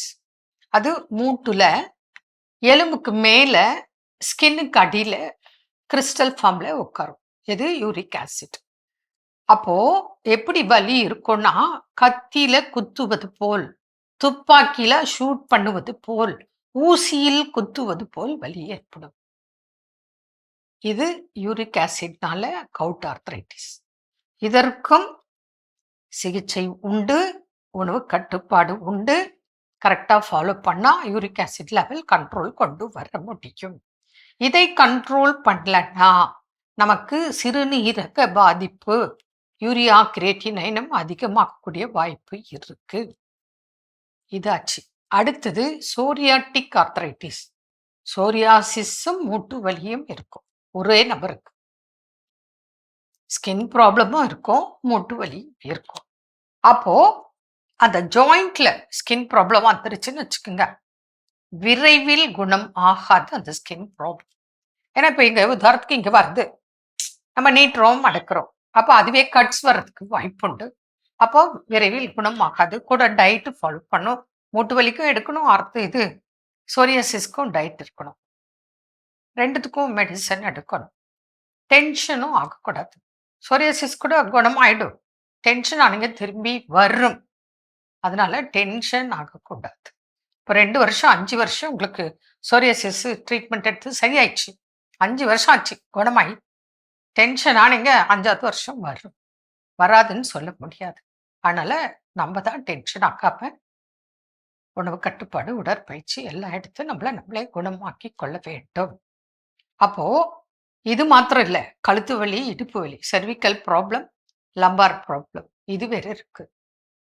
எலும்பு தேய்வு, கழுத்து எலும்பு தேய்வு, லம்பார்ல கம்ப்ரஸ் ஆயிடுச்சு, பேக் போன் ப்ராப்ளம், செர்விக்கல்லையும் கம்ப்ரஸ் ஆயிருக்கும், லம்பார்லையும் கம்ப்ரஸ் ஆயிட்டு 2 எலும்புக்கு நடுவுல பல்ஜ் ஆகி டிஸ்க் பல்ஜ். இதற்கும் ஆரம்ப நிலையிலேயே வந்தால் அறுவை சிகிச்சை இல்லாமல் ட்ரீட்மெண்ட் இருக்கு. ஏன்னா அறுவை சிகிச்சை ஒரு பெரிய விஷயம் இல்லை, செஞ்சுக்கலாம். திருப்பி நீங்க அதே ரெஸ்ட்ல இருக்கணும். ஃப்ரீயா பழைய மாதிரி உங்களால ஓடி ஆடி வேகமா வர்றது, டிராவல் பண்றது எல்லாம் ரெஸ்ட்ரிக்ட் பண்ணிட்டு வாங்க. அது முடியாத பட்சத்துல ஆப்ரேஷன், அதை குறை சொல்லல. நமக்கு ஆரம்பத்திலேயே பார்த்தோம்னா வித்தவுட் சர்ஜரி வாய்ப்புகள் மிகுதியாக இருக்கு, முடிஞ்சா பயன்படுத்திக்க. இப்படி ஒன்னொன்னா சொல்லிட்டே போகலாம். அதனால இது எல்லாத்துக்கும் ட்ரீட்மெண்ட் இருக்கு. தேவையெனில் தொடர்பு கொள்ளுக்க, பலன் அடிக்க. மீண்டும் நாளை சந்திப்போம். நன்றி. அன்னை மரியே வாழ்க. சிறப்பான நம்ம ஒரு வைத்தியம் பகுதி நம்ம பார்த்துட்டோம். தவக்கால முயற்சியை நாம் எப்படி அனுசரிக்க வேண்டும், ஒருத்தல் முயற்சியை நாம் எப்படி மேற்கொள்ள வேண்டும் அப்படின்னு சொல்லிட்டு பார்த்துட்டு இருக்கோம். அடுத்ததா தவக்காலம் அப்படின்னா நம்பிக்கையோடு தொடங்க வேண்டிய காலம் தானே தவிர நாம் வந்து குற்ற உணர்ச்சியோடு தொடங்க வேண்டிய காலம் அப்படிங்கிறது இல்ல. பல நேரங்கள் நம்ம என்ன நினைச்சுக்கிறோம், நம்ம இது வரைக்கும் நம்ம தப்பா, நமக்கு தெரியும் நம்ம தப்பா தான் வளர்ந்துட்டு இருக்கிறோம், செய்ய விஷயங்கள் புறணி பேசுறோம், எல்லா விஷயம் நம்ம பண்றோம், தப்பா தான் செய்யறோம்னு தெரியுது. ஆனா அந்த தவக்காலம் குறிப்பா திருநீட்டு புதன் வந்த உடனே தான் அது எனக்கு திருநீட்டு புதன் அந்த திருநீட்டு இடப்படுகின்ற பொழுது ஒரு பாடல், அருமையான பாடல், மனிதனே நீ மண்ணா இருக்கிறாய் மண்ணுக்கு. உடனே அப்பதான் நினைச்சுவோம், ஆமா நம்ம மண்ணா இருக்கிறோம், மண்ணுக்கு போயிடும், இந்த நேரத்துல இவ்வளவு ஆடிட்டு இருக்கோம், இவ்வளவு செஞ்சுட்டு இருக்கோமே. இந்த குற்ற உணர்ச்சி எல்லாருமே சிந்திப்போம் அந்த நேரத்துல. அப்ப இது வந்து இன்னைக்கு சிந்திக்க வேண்டிய, இன்னைக்கு ஒரு நாள் மட்டும் சிந்திக்க வேண்டிய விஷயம் அப்படிங்கிறதே கிடையாது. இன்னொன்னு சிந்தித்து அந்த குற்ற உணர்ச்சியோடு பயணிக்க வேண்டிய தேவை கிடையாது. ஓகே தெரியுதா, வெள்ளன் போட்டு தெரியுது இல்ல, அப்ப அதோட என்ன பண்ணிடணும், அதை விட்டுறணும். அதுதான் இந்த நாள் நமக்கு கற்றுக் கொடுக்கக்கூடிய ஒரு பாடம். ஆனா நம்ம என்ன பண்ணுவோம், அந்த 40 நாள் வரைக்கும் புறணி பேச மாட்டோம், யாராவது பத்தி புறணி பேசணும், ஐயோ தவக்காலத்துல புறணி எல்லாம் என்ன பண்ணக்கூடாது, பேசக்கூடாது, எதுவும் கேட்க அப்படிங்கிறது. அந்த 41 நாள் முடிஞ்சதுக்கு அப்புறம் திரும்ப அதே போல பழையபடி, ஆமா அன்னைக்கு நான் ஒரு விஷயம் பேச வந்தீங்களா, என்ன பேச வந்தீங்க இப்ப சொல்லுங்க பாப்போம், 40 நாள் கழிச்சு கதை கேட்கறதுக்கு என்ன பண்ணுவோம், ரெடியா இருப்போம். ஸோ அப்போ இதுல என்ன சேஞ்சஸ் நம்ம லைஃப்ல நம்ம நடந்துட்டு போனா, இதுல ஏதோ ஒரு பலன் இருக்கான்னு கேட்டா ஒரு பலனும் கிடையாது. 40 நாளைக்கு முன்னாடி நான் எப்படி இருந்தனோ அதே மாதிரி 41 நாளுக்கு அப்புறம் நான் இருக்க போறேன். ஸோ அப்போ என்னுடைய வாழ்க்கையில் ஒரு மாற்றத்தை உண்டு பண்ணுவதற்கு நான் நம்பிக்கையோடு தவக்காலத்தில் அடியெடுத்து வைக்க வேண்டும். ஏதோ ஒரு தப்பா என்கிட்ட இருக்குது, ஓகே நான் அதை உணர்ந்துட்டேன், அந்த தப்பை நான் விடணும். அந்த தப்பை என்னால் நினைச்ச உடனே என்ன பண்ண முடியாது, விட முடியாது. அப்போ அதை நான் சிறு சிறிதாக விடுவதற்கு, அதுல இருந்து நான் வெளிவருவதற்கு இறைவனுடைய துணை எனக்கு ரொம்ப ரொம்ப முக்கியம். அதுக்கு இந்த 40 நாள் ரொம்ப ரொம்ப முக்கியம். அதுல பிராக்டிஸ் பண்ணி அந்த 41 நாள் வெளியே கடந்து வரும்போது, 41 நாளைக்கு முன்னாடி என்கிட்ட இப்படி ஒரு பழக்கம் இருந்துச்சு, ஆனா அந்த 41 நாள் கழித்து எனக்கு அப்படி ஒரு பழக்கம் இல்ல. ஸோ அதை சொல்லக்கூடிய அதுதான் இந்த தவக்காலத்தினுடைய வெற்றி. தவக்காலத்தினுடைய வெற்றி அப்படிங்கிறத காட்டிலும் அது நம்முடைய வெற்றி. ஸோ அந்த தவக்காலத்தில் நாம் கற்றுக்கொள்ள வேண்டிய விஷயம், நம்பிக்கையோடு எதிர்கொள்ள வேண்டியமே தவிர குற்ற உணர்ச்சியோடு இல்லை. ஸோ சிறப்பான நாள் இன்னைக்கு நாள்ல யார் யாரெல்லாம் விழா கொண்டாடுறாங்கன்னு பார்க்கலாம்.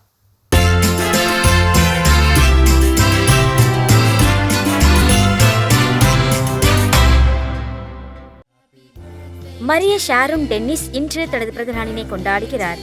இவரை வாழ்த்துபவர்கள் அப்பா, அம்மா, சகோதரி, அத்தை அருட்சகோதரி கிறிஸ்டல், அத்தைகள், மாமாக்கள், ஞான பெற்றோர், குடும்பத்தினர், உறவினர்கள் மற்றும் நண்பர்கள். ஆல்பன் பிரிட்டிஷ் ஜெரால்ட் இன்று தனது பிறந்த நாளினை கொண்டாடுகிறார். இவரை வாழ்த்துபவர்கள் அப்பா, அம்மா, தாத்தா, பாட்டி, அத்தை, மாமா, குடும்பத்தினர், உறவினர்கள் மற்றும் நண்பர்கள்.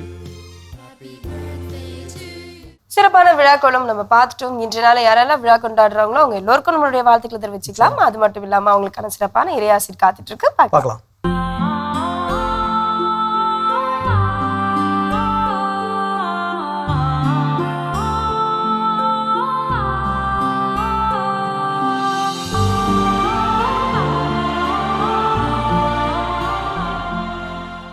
என் அன்பிற்கினிய மாதா தொலைக்காட்சி நேயர்களே, உங்கள் அனைவருக்கும் ஆண்டவர் இயேசுவின் இனிய நாமத்தில் என்னுடைய அன்பான காலை வணக்கத்தை தெரிவித்துக் கொள்கிறேன்.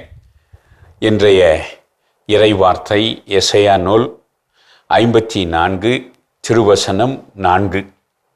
அஞ்சாதே, நீ அவமானத்திற்கு உள்ளாக மாட்டாய். வெட்கி நாணாதே, இனி நீ இழிவாக நடத்தப்பட மாட்டாய். உன் இளமையின் மானக்கேட்டை நீ மறந்து விடுவாய். உன் கைமையின் இழிநிலையை இனி நினைக்க மாட்டாய்.